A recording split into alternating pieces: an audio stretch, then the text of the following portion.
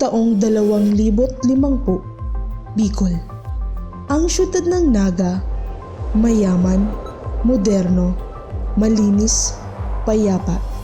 Isang ehemplo ng progreso at ang mga mamamayan ay may takot sa Diyos at batas.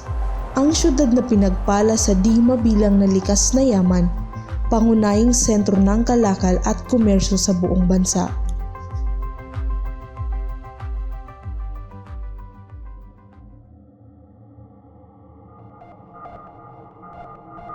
Sa di kalayuang dako ng mundo, isang panganib ang nagbabadyang sumira sa lahat ng mga ito.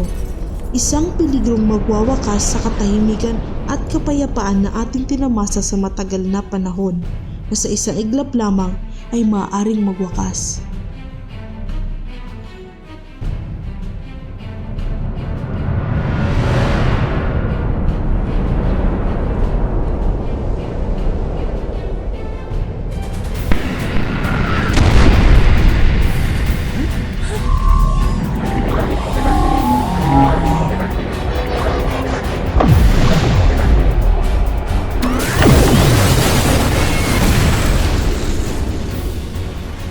Mga nilalang na nagbuhat pa sa malayong kalawakan at sinadyang magtungo sa ating nasasakupan sa paghahangad na agawin ang lahat ng yaman ng ating kalikasan.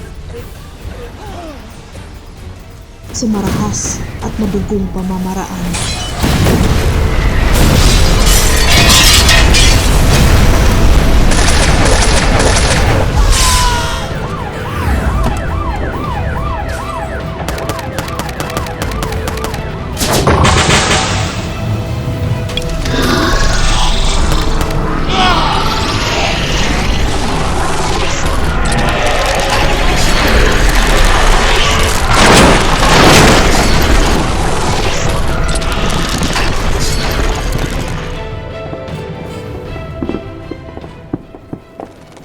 Ang ating kalikasan na magbibigay ng buhay sa kanilang sibilisasyon na matagal nang paubos marahil sa kanilang sariling kapabayaan. Ang bawat tao, iba-iba man ang lahi, ay mahalaga. Mahalagang maipagtanggol ang kanilang karapatang mamuhay ng ligtas, payapa, at may kasiguraduhan sa kanilang lupang nasasakupan. Subalit, tayo ay hindi pa sisiil sa kanilang layunin.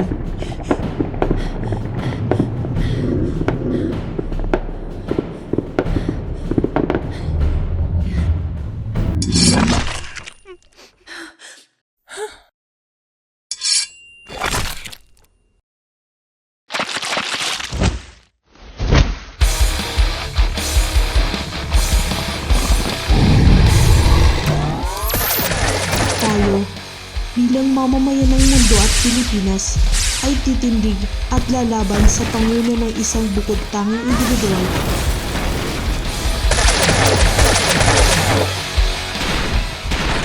Isang taong lalaban, makikipagdigma at susupil sa kalaban.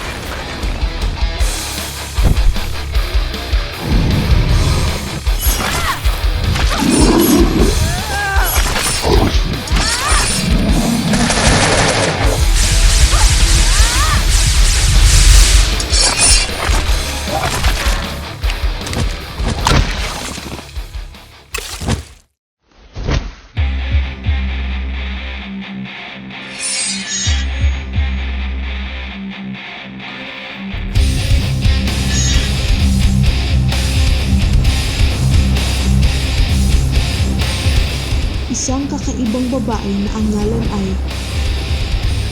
Mayumi.